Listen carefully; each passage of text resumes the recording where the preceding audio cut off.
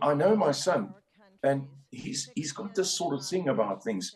He likes to think that he made a decision and he's stuck by it. He's not the sort of person who likes to be, told, well, you decided this then, and then you decided that later. Now, most of us are open to reason. So hopefully, maybe Elon is open to a bit of reason from Farage. But personally, I still don't think Farage is right. I still don't think he's right. If he was right, he would offer a hand of friendship to Tommy Robinson, who's nothing more than a political prisoner.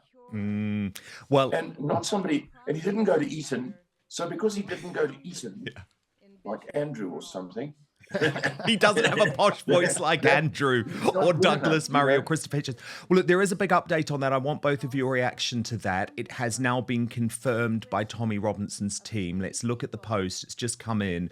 We are grateful to Elon Musk and his team at X for agreeing to provide support to Tommy Robinson for 2 specific legal cases: prison treatment and human rights violation, and the terrorism case. So confirmation there now, Errol, that actually your son is financially backing Tommy Robinson, further cementing the relationship, and I guess moving him away even further from where he is at in terms of Farage.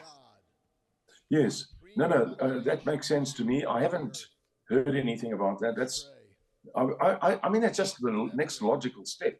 I mean, to any thinking person, if you look at history, I mean, I've said this on the TV. I mean, if you look at history through the years, through hundreds of years, thousands of years, you often find that people who eventually rise were at some point jailed by the opposition on sort of spurious sort of reasons, So we have that here with Tommy Robinson.